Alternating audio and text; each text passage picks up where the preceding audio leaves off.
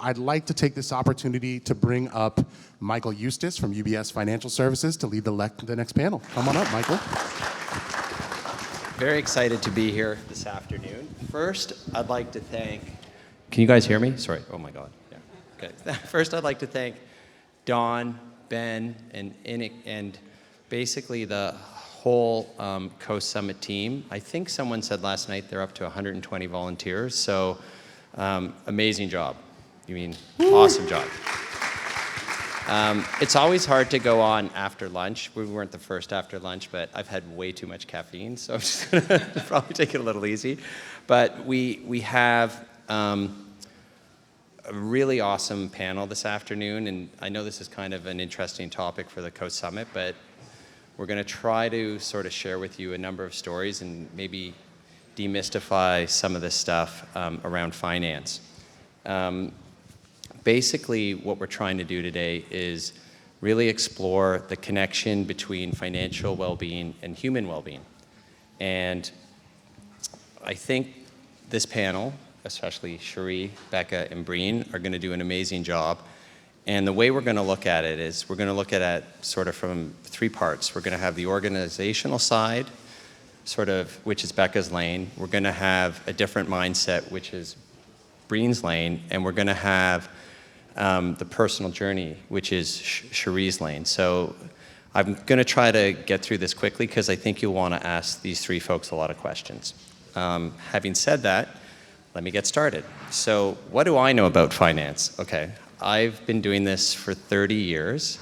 I'm a managing director at UBS, but I wasn't always a managing director at UBS. So to make this approachable, I will tell you a little story about me, and then I'm going to give you a little bio of each of our panel folks, and then I'm going to ask them a whole bunch of questions. But when I started, I graduated university.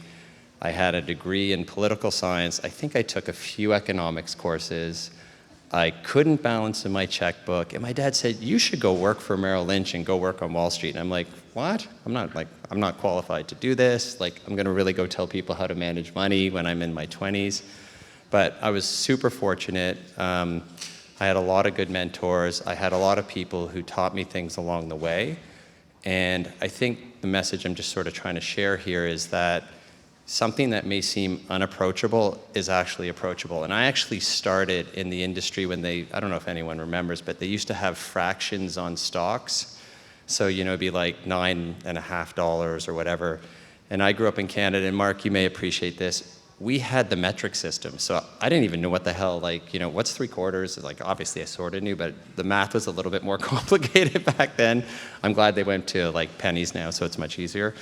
But it's just, I think for folks, my industry especially is really intimidating, but I don't think it has to be. And I think when we chat a little today, that's going to help open this up a little bit. So first, I'm going to start with Becca, if you don't mind. And Becca is the Health and Wellness Director at Atlantic Packaging. So I think maybe to set the stage, can you tell me a little bit how you ended up at Atlantic, how you ended up in this space, and let's just start with that. How did you end up at Atlantic? How did you end up in this space? Sure, thanks. No worries. I have always loved health and well-being. I was an athlete growing up and in college, and after school, I went back and got my master's degree in health education and promotion. I tacked on a teaching certification for K through 12 health education. And I really wanted to make change in people's lives because when you wake up feeling well, you want to spread that. You want other people to wake up feeling well too. And I just have always had that passion. And so it really led to employee health and well-being. And for the most of my career, I've worked as a consultant for companies, looking at their medical claims data, their pharmacy claims data, other data that I can look at to really understand what is going on within that population, what struggles they might have in their health, and then creating strategies and solutions to help those people become more healthy and well. Atlantic, probably about 13 years ago, they were one of my clients. And so I've worked alongside Atlantic, helping with their strategy for the health and well-being of their people. And about 2.5 years ago, I got a call to come on full-time as the wellness director at Atlantic. And it's just been an amazing honor for me to work directly with the people at Atlantic. And you can see all the wonderful things that we're doing here. It's amazing to be able to do that with people every day and to help them become more healthy and well. Awesome.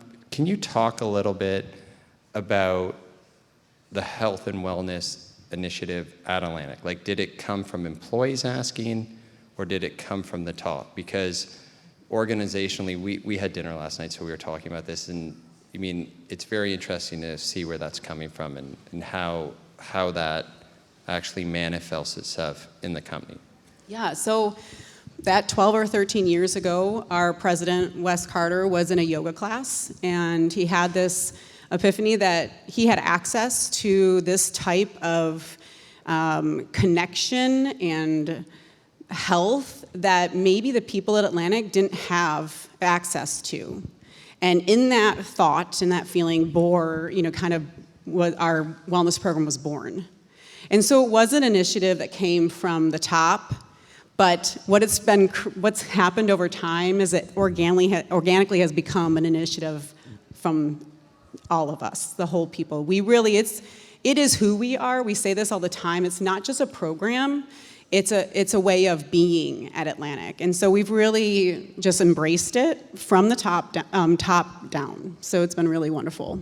Can you talk a little bit about the percentage that, sorry, I'm sure you guys, when I say out, you probably hear I'm Canadian, but yeah. The Maple Leafs still haven't won, but the Blue Jays got close, so I mean, that's pretty good. Can you talk about percentage-wise just the amount of participation you're getting? Because you guys have a pretty high level, which I think is pretty cool. Yeah, so we are predominantly a manufacturing company in the South. So that's where most of our people are, but we do span across the country in distribution centers. So we have about 1,200 employees nationwide, and we have 71% participation in our wellness program. That was last year's number. This year, our company is turning 80 next year, and so we've challenged all of our branches and our people to get that number up to 80% in our 80th year. So we've created this family and this just really fun strategy to get even more participation in what we're doing. Okay. For the folks in this room, how do you guys track this? And do you, are there sort of, I know the metrics are a little tricky because we were talking about last night, but are there in terms of participation, mood, attitude, showing up, can you talk a little bit how that sort of is playing out because of this program? Yeah. So there are a number of metrics that we look at. We have a number of partners that provide resources and support to our people. So obviously with those partners, we're looking at participation data and engagement data. So are they using these resources that we have? We have an on-site health center at our largest location in North Carolina. And so we look at diversion of cost. So if people were to use the healthcare system, but they're using our Tabor City Clinic, that saves us money and it helps them. It's better care as well because we have a nurse practitioner right there on site for them. So we look at those metrics. We look at biometric metrics in aggregate every year. So our health data, blood pressure, diabetes, that type of thing. Because we have to really figure out where we need to put our resources and what type of resources we need. And then we also look at things like tenure. How long are our people staying and why are they staying? And we feel that our wellness program has a big impact on why people are staying 8+ years with us. And that's on average, and that's in a manufacturing company. That's double what we see on average across the company across the country in manufacturing. It's usually about 4 years. So we're seeing great impact there. And since the inception of our wellness program, we have tracked that we're 3 times more profitable as a company. And while that's a little, gray to be able to associate with the wellness program, we know that people, when they're healthy, they come to work more creative. They come to work more inspired. They come to work with energy. And we know that all transcends into a higher purpose for the company as well and profit. That's amazing. I mean, I've been telling UBS they should let all their employees surf, but it hasn't stuck yet. But we'll get there. We'll get there. Okay, I have 2 more questions for you. So this is kind of like the banker side of me. So, and I don't know if you have this, but like there must be some cost-benefit analysis to the organization having healthier employees, right? Less sick days, maybe insurance premiums are less. So do you have a little info on that you could share? Or? Yeah, so our medical trend has performed better than the average for the last 7, 8 years. So we're seeing that trend be a benefit to us. We track safety and accidents, and that always is something that we're watching. And so that has been able to stay pretty, I would say, status quo. So yeah, we're looking at all of those numbers too to make sure that what we're doing is working. Okay, very cool. And it is really important to note that it's intuitive, right, as well. Like the numbers are really important, but we believe in this. And sometimes it's more than a number. You know, it's a human. And I think that's really the difference, is that we are dealing with humans and their lives, and they're with us 8 to 10 hours a day. And while numbers might be really good to tell the banker, Sorry. I'm talking with our people on a daily basis, and they're telling me their struggles. And we know that it doesn't matter what the number is, helping that person live a healthier life is priceless, really. Okay. One more question, and it's around the healthy people, healthy planet theme. I was reading through some of your material. Can you talk a little bit about the nature fix? Because that seems pretty awesome. Yeah, so a few years ago, I was reading a book called The Nature Fix. Okay. And within that book, there was a prescription for time outside in nature that is conducive to health and well-being. So it's 20 minutes a day, and then it's 3 hours a month, and it's 3 days a year completely out in nature. And so we thought this would be a really great connection for what we do and everything you've seen here today and how close we are to creating products that can return to nature. We want our people to also be able to return to nature. And so we created a challenge around it as part of our wellness program where we challenge people to get outside 20 minutes a day for a month, and each day report on it. But we also have a really cool area where we can talk to each other. Again, we're across the country, so we have a wellness WebEx channel, we call it. And throughout that month of our 20-minute-a-day nature fix, people are sharing pictures of their gardens. They're sharing pictures of the hike they went on that weekend with their kids. And it has really become something that's connected us as a company even more than we already were. And it's been so popular that we have continued to do it, and it's become really ingrained in our wellness program, and everyone really loves it. Awesome. Thank you so much, Becca. Thank you.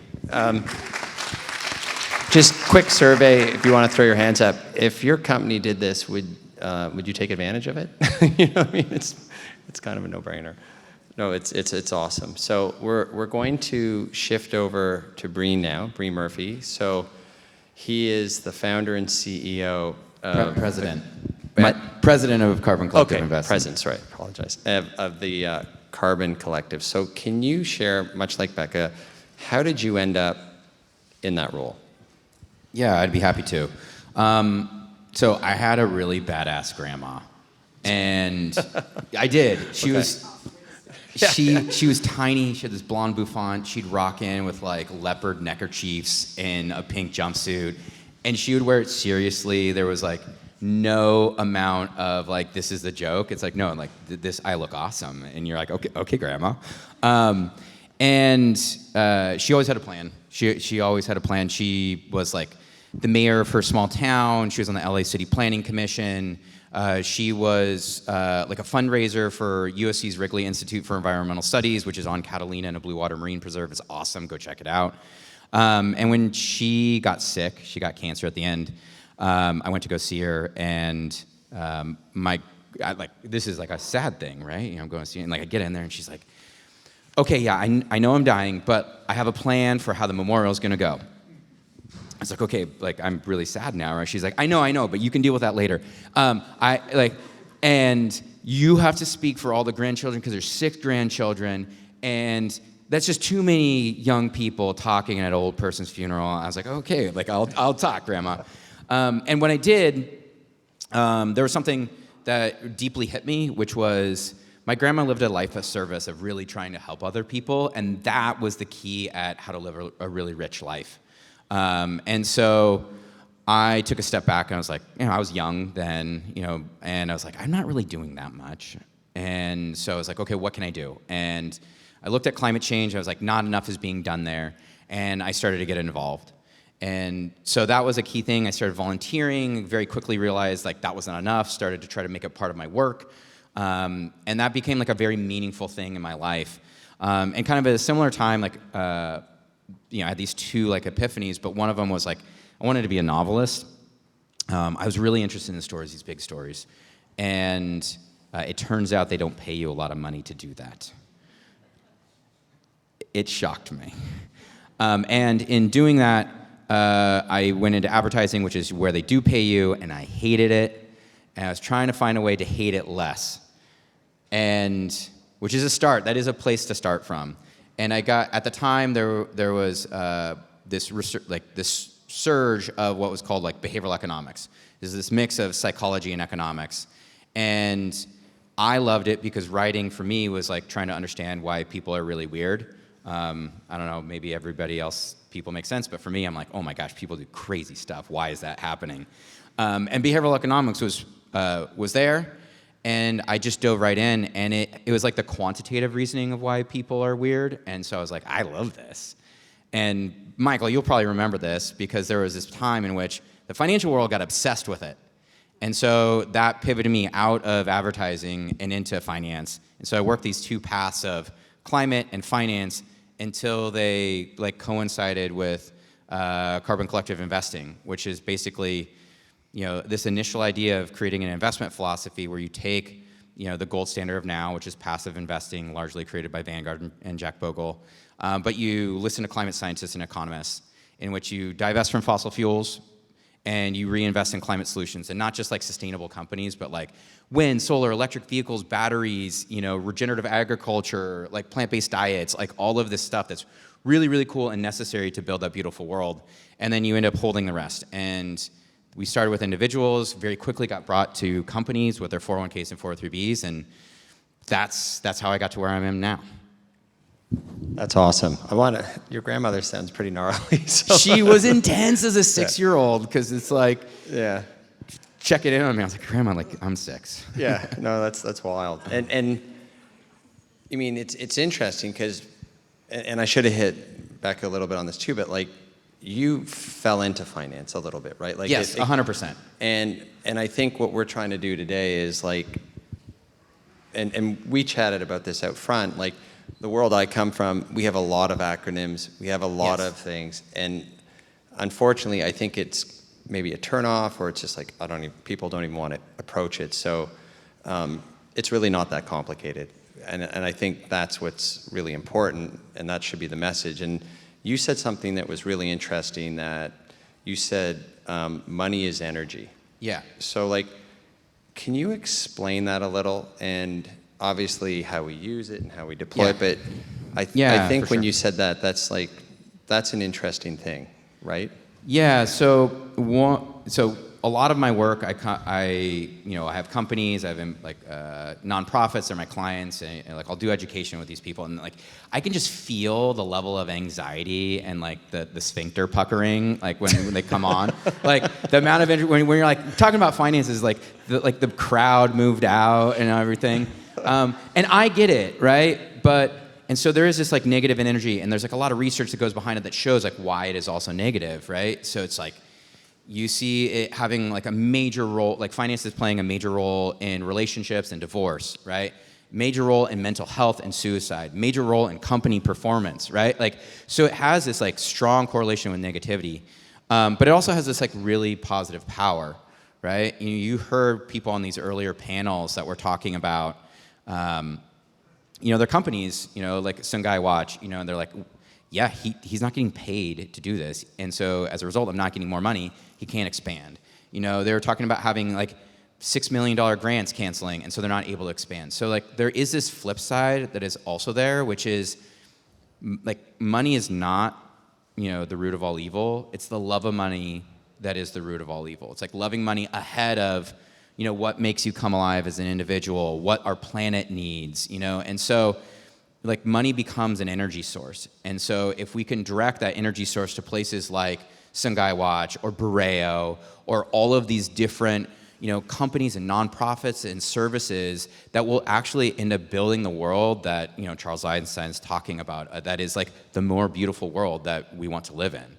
And so as much as we can see that, I think that's really important.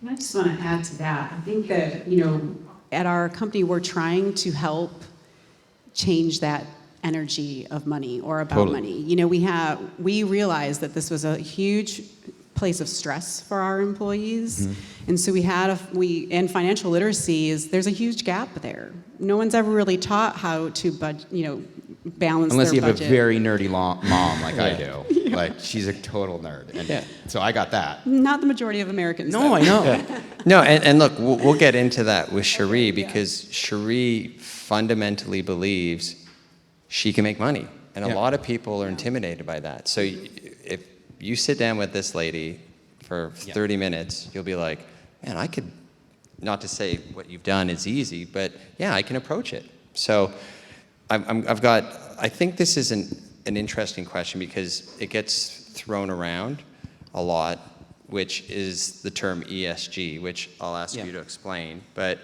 what does it mean to you and the Carbon Collective, and where is it going? Because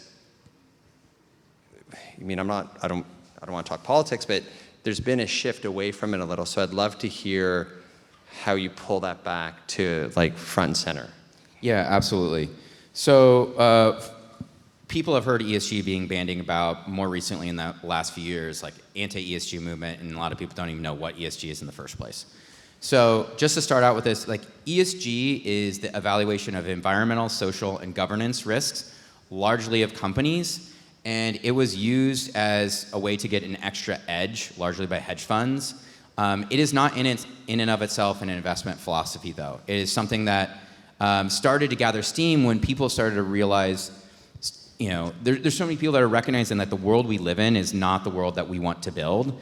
And so if you do, and that money is, has its own energy and has its own effect, and you want to invest in the things that you believe in. And so it got kind of moved into this like marketing term. But the reality is, because it's not in an investment philosophy, it never allowed for clarity of how you invest. And so I think it met its demise largely because it didn't have a product market fit of like actually matching what people are looking for. And so at Carbon Collective Investing, we were trying to build something that was like an antidote to ESG that actually was a product market fit of like, hey, we are building this new, beautiful, better world, and we do want to invest in it, and we do think it's a smarter thing to invest in. And so we're going to sidestep that ESG approach and do something that like divests from fossil fuels, reinvests in climate solutions, and engages the rest so that we have like a more cohesive investment philosophy that actually makes pecuniary sense and can be something that fits in a 401k. I know that's a lot of jargon and terminology. I'm really sorry, it's legal. I didn't choose those words. But like it is actually something that can evolve what is fiduciarily responsible. And so I think that's where we'll start to get. And I think there will be things beyond what we're creating.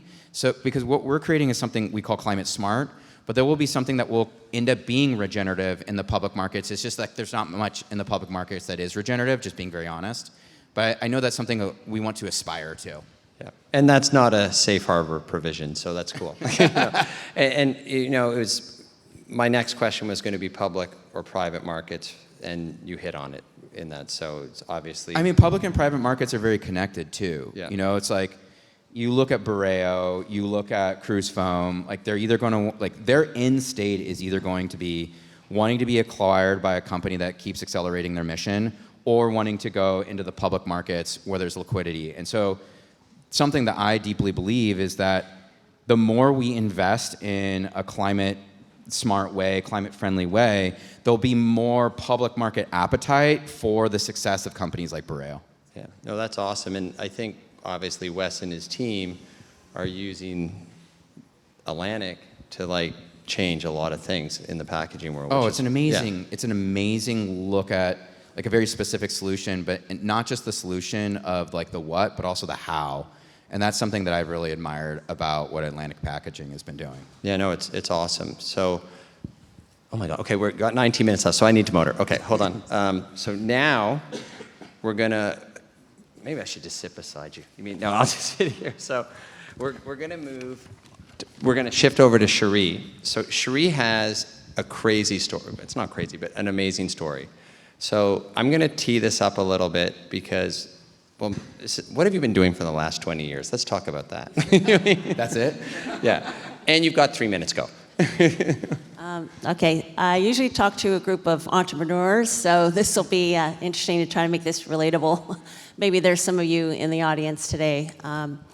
So I, grew up in Venice, California, back when Venice wasn't gentrified. It was actually a really drug-infested place to grow up. And, grew up poor and decided that one day I was never going to be poor again. And went to college and, right after college, I found myself kind of lost. Like, what do I do? What do I do? And I had this mindset of I can only make one choice. And what route is that going to be? Is that going to be medicine? Law, like what is the choice I'm going to make? And I became very paralyzed in trying to figure out what that choice was going to be. I tried many different careers. I tried to be a teacher for a bit, and I couldn't live with that salary. That wasn't going to get me to my goal. So I went and got my master's degree in anesthesiology and worked as a nurse anesthetist for the next decade. And when I was a nurse anesthetist, I got quickly bored. You had the golden handcuffs because you made pretty good money and had a really good lifestyle, but it was an extremely boring career. And Harvard did a study actually that kind of proved that the human brain actually gets tired of a career at around 5 to 10 years. And I thought I was just cuckoo because I thought, why can't I stay stable in any career? I said, I got to get my way out of this. I cannot do medicine any longer. I started to, on the side, while working my full-time job, intern with a TV producer and made an intro to a TV producer in New York and started to create unscripted television shows for various cable networks on the side while doing anesthesia. So for the next decade, I started to create television shows, eventually being able to quit my anesthesia job as television was paying more than that and it was taking up a lot of time. Went on to get 9 shows to air on television and made 38 network deals, was pretty prolific in my career as a television producer, but then again, that little tick-tock went inside of me and was like, I can't, when it's time to leave when everyone irritates you, Producer irritates you, the director irritates you, the talent irritates you. And I said, I can't do this anymore. It was starting to turn like that Tom Cruise character in Tropic Thunder. I don't know if you know that guy. Les Grossman. And I just wanted to bang on people, and I just decided I can't do this anymore. I'm going to lose my mind. Saw that also everything was moving towards online content like Netflix at the time. And my brother said, hey, you should go into the tech field. And I said, tech field? How am I going to do that? I said, well, I know. I'll just do it the same way I do with TV. I'll just hire all the people. I'll hire the tech person. I'll hire, all these pieces and create a tech team of sorts and come up with an idea.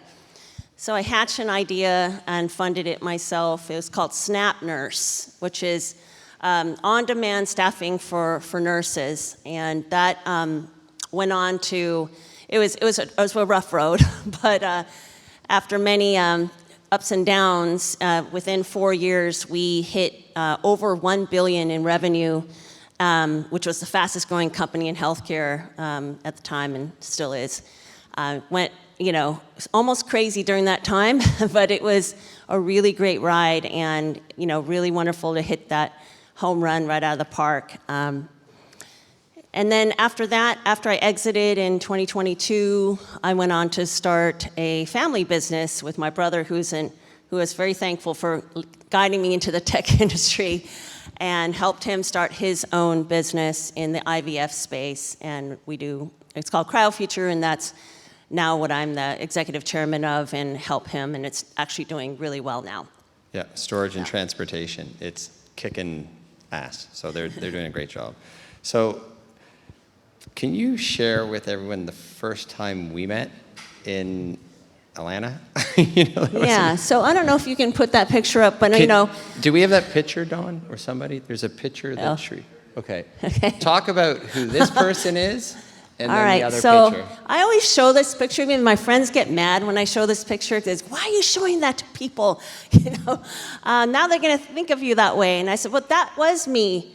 And, I say that everyone loves and envies the success, but no one envies what it took to get there.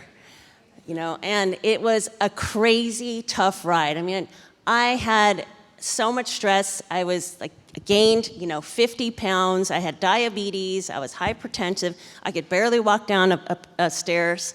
It was crazy. I was really sick.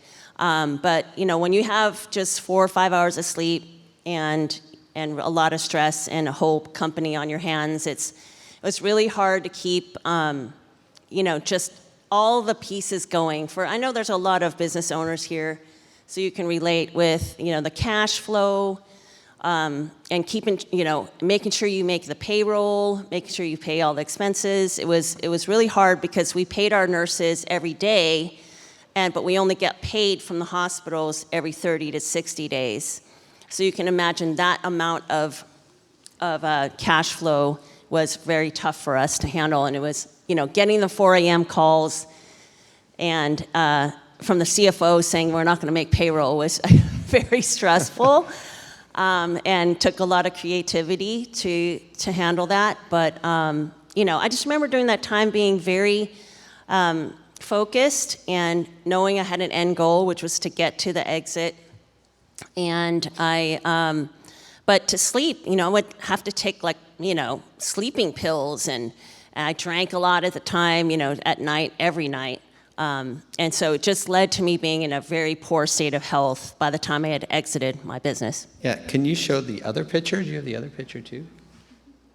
So it's a pretty sweet turn. So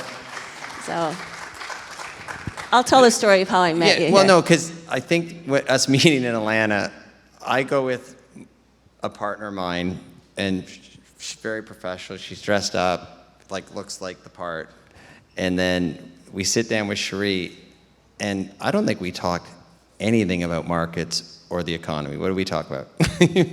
Obviously, it's setting up, but yeah. So after I had exited, of course, I was just hounded by all the bankers, and I just, as a favor to a friend of mine, I took the meeting with Mike, and it was in Atlanta at the time, and I thought, God, not another banker meeting, And he was blah, blah, blah, blah, blah, blah. That's all I heard, blah, blah, blah. And then he said, surfing. And I said, what do you mean, surfing? Tell me more about surfing, because I used to surf when I was young, when I lived in Venice. And it's been 30 years, but tell me about that. He said, I surf every day. I'm in San Clemente. In fact, you should come to San Clemente and learn how to surf. And that's literally the only thing I heard. I didn't hear anything else. I said, you know what? I should. And so I moved from Atlanta. Well, I started to visit. I just visited from Atlanta, and then I never left my Airbnb. And then eventually I ended up, staying in San Clemente and learning how to surf. And I've taken many surf trips since then. It's only been 2.5 years, but I dropped 50 pounds. My skin got better. Not from Ozempic or anything, but just from exercise and the stress melting off of me. And I'm not taking sleeping pills anymore. I don't drink every night. And this is me in Fiji, I think just even a year and a half after I had gotten to California. And so it's just been a great lifestyle and lifestyle change for me to understand that, because I still work, right, in this new company, but instead of letting myself just go to hell in a handbasket, like I did with the first business, I learned, hey, I can get up early, exercise, go serve, and then do my work, And I think a lot of entrepreneurs, they just feel like they have to sacrifice everything for that. But I think if you do that, when you get to the end of your journey, you may just die. You just will have no lifestyle. You have no energy. And so I think that my tie here, the main message is you can still be ambitious, but just don't forget to let your health and wellness be a very big part of your life. Yeah, and again, this is going to the healthy people, healthy planet. And the crazy thing is, after that meeting, I get back to San Clemente, I walk into a bookstore, and there's this massive book, says Girls That Surf. And I'm like, I gotta send that to Sheree. And I said, basically, when you come out, let me know. And I remember the first time, Sheree hadn't been on a bike for 20 years. We biked down to church. She's going 8 miles an hour. I'm like, can you hurry the fuck up, And she's just and then we get there, and then you've never left. So it's been amazing. Sheree also wrote a book, which if you are interested, just reach out to us and we'll send you. It's amazing. It's about her journey. We're down to 8 minutes, so I do want to open it up for Q&A, but can you just kind of give a little bit on the book? Because I think it's interesting, because I'm also a bit worried about myself, because I've been doing this for 30 years and I'm not getting this 5 to 10 year itch, so maybe something's wrong with me. I don't know. Obviously I need to do something, but it's cool. But just share a little bit, because that is interesting in itself, because you continually reinvent. Right, I wrote it for women because I think sometimes women limit themselves. They either have to be a homemaker and forever, I think, or they're going to be a career woman forever, right? Or they're going to be a teacher forever. And I think when you have the mindset that life is long, that's what the book is called, Life is Long, then you understand that it's never too late to start a new chapter in your life and reinvent your life, as I've done with many different careers that I've had. During my SNAP nurse business, I hired a lot of stay-at-home moms that had never worked, and it was during COVID, so I started reaching out to my college friends and saying, hey, do you guys want to work? I'll train you how to do it. It's I don't know how to do Google Sheets, so I can show you how, And I hired all of my friends who had become stay-at-home moms, but then they became a very strong workforce in my company, and went on now to develop really strong careers. And I'll say this one thing is, I was 49 when I started SNAP Nurse. That's crazy. So it's never too late to start a business, and then 54 starting the second business. So it's you never can think that every decade can be a new chapter for you, and you should always know that it doesn't matter how old you are. In fact, if you're older, you'll probably do better. That's actually a study that shows that. And then for the young people, I would say that just try something, because I think you can get paralyzed and say, oh no, I've got to choose a path, and then you get paralyzed. Try a path, because just know that life is so long that you can change it. And you can change it multiple times. So don't be scared to try something, just go for it.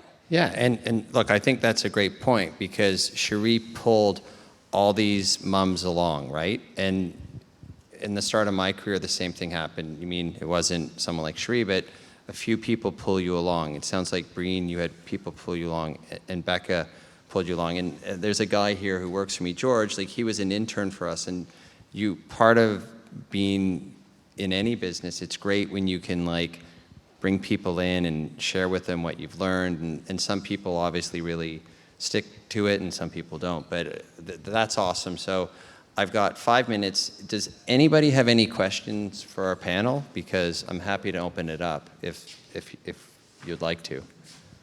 No pressure, but come on. Don? I would like to know, I have a question for Becca. What was the impetus for creating the financial fitness module within the health and wellness program at Atlantic? Like, what led you to that, and what do you think some of the impact has been? So we do have some surveying that we do each year of our population, and financial stress was a high response on that survey. So that led us to that. We also had a lot of anecdotal kind of suggestions from our team that this was an area that people were interested in and needed more information on. And so that's what the impetus was. And we had a program where we used a partner of ours to deliver 4 different webinar sessions with resources, like a budget and that type of thing, with homework and all of that. We had over 157 people attend at least one webinar, and we had 23 people get an actual certificate from the program. So while that's a smaller subset of people, it still can have a great impact, because we had a lot of really good feedback. A lot of the respondents, over 50% of the respondents, said they had a significant reduction in their stress as it relates to finances in their life, and that they're using the resources that they learned, budgeting, how to save for a rainy day, that type of thing, in their everyday after the series that we did.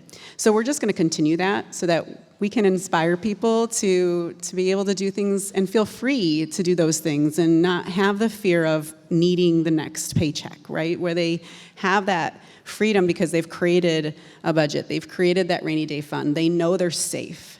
And so they have the freedom to think creatively and become more. Yeah, so. Mark. Yeah, he's Australian. He's Australian. We need the Google Translate. Thanks, everyone. This has been fantastic. All of you. Sheree, great to see that your book has now been published, and it's something I think for the young women in our lives we definitely want to get copies of. But this is for Becca, and this is not a self-serving question. I'm not employed by Atlantic Packaging. But I'm really interested in what New Earth Project has done as a commercial catalyser. Even the stories that we've heard here, like it's catalysed a community, but it's also catalysing commercialism and startups. But I'm really interested in what has it done, almost like as an experiment for the morale in Atlantic more broadly. Yeah, I love that question. I feel like it provides a purpose, right, to our manufacturing team that's coming into production each day. The more stories we can tell like this, the more our people are connected to it, the more they can feel like what they're producing every day is making a difference. And when you have purpose in your life and purpose in your career, that is so, it's just imperative to your health and well-being. Same thing with our distribution and our warehouse employees. They're distributing this valuable product. So I just think that the more we can connect that, it really does help our employees come with a purpose to work every day. Something I want to add to that, our country does not do a very good job on financial literacy, right? Like, I'm really fortunate that I have the nerdy mom, but not everybody has the nerdy mom, right? And so what as a result happens is you go into the workplace, and your workplace becomes one of the primary places of trust around your finances and one of your first experiences around investing.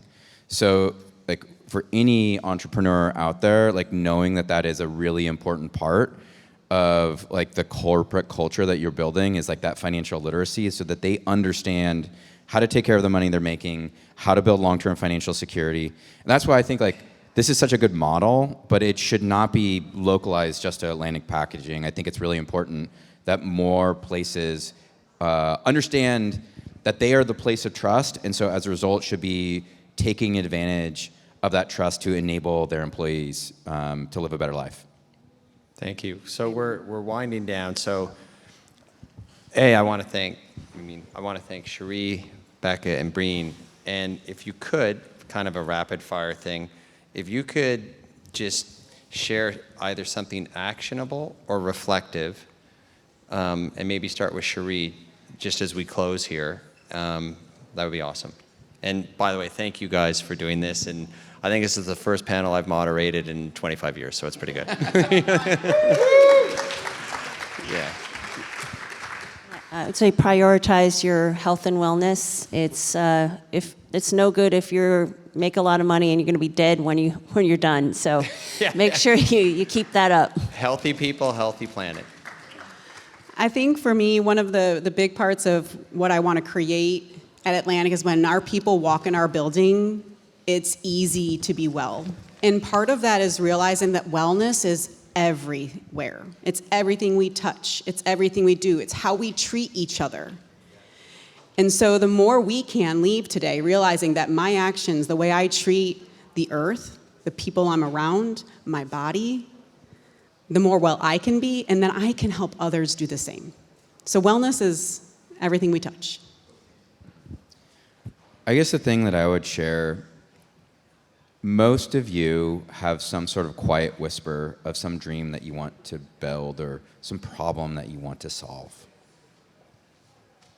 That takes money to help solve that problem. Like, try to have an imagination of like how much money that would take, why would people fund you, how would people fund you?